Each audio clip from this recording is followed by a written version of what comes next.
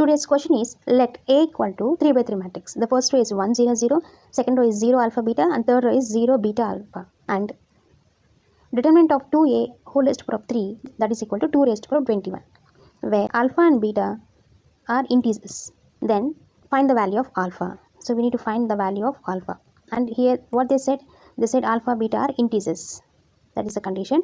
And also they given determinant of 2A whole cube, that is equal to 2 raised to power of 21. So this is the given information. Using this information, how you can go and find the alpha value? Let's see it. First take the given condition, which is determinant of 2A. So let's take this. Do you observe this determinant of 2A? It is in the form of determinant of Ka. Isn't it? Here K value is 2. So then recall one of the determinant property.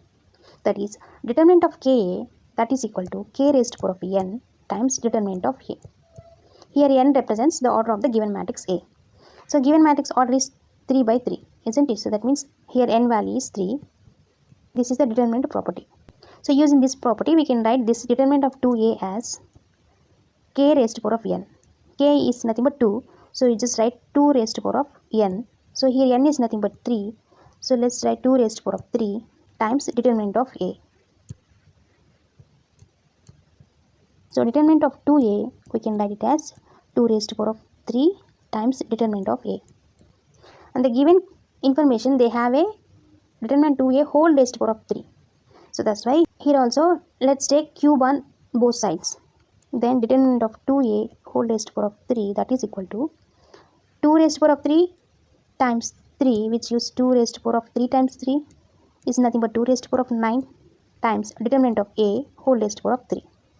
And the left hand side determinant of 2A whole cube, the given the value is 2 raised to power of 21. So let's take that.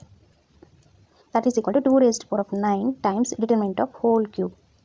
If you divide both sides by 2 raised to power of 9, here 2 raised to power of 9 and 2 raised to power gets cancelled. So we left only this 2 raised to power of 21 over 2 raised to power of 9. This denominator 2 raised to power of 9, we can write this as 2 raised to power of minus 9, isn't it? Now bases are same, we can add the powers. So the left hand side 2 raised to power of 21 minus 9. So 21 minus 9, it gives 12. So we are going to get 12 here. That is equal to determinant of A whole cube. If you want to find only determinant of A, that means you need to remove this whole cube value. How can you remove it? If you take cube root on both sides, then you can get rid of this cube, isn't it? So then determinant of A, that is equal to 2 raised to power of 12 divided by 3, which gives 4. So the determinant of A, the value is 2 raised to power of 4. 2 raised to power of 4 is nothing but 16. So finally, we find the determinant of A value, which is 16. We have a matrix. So let's find out this determinant value. What is A? 1 0 0 as a first row. The second row is 0 alpha beta. The third row is 0 beta alpha equal to 16. Let's use the first row. 1 times. If you take first element, you have to close the same row and same column. Then we left alpha beta beta alpha minus.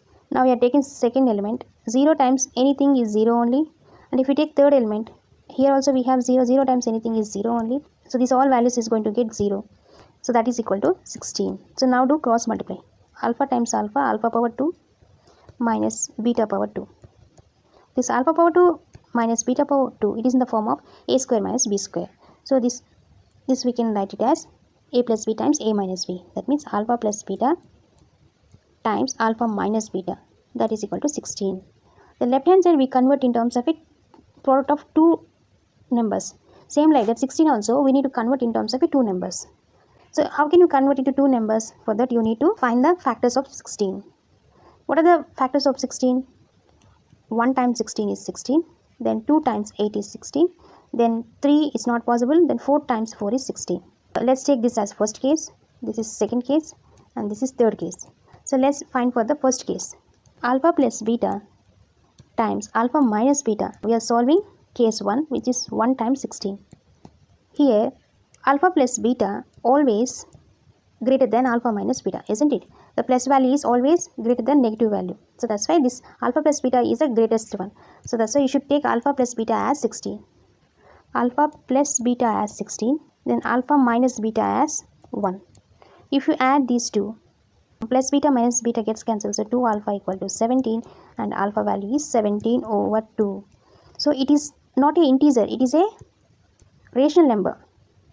In the given condition they said alpha beta are integers.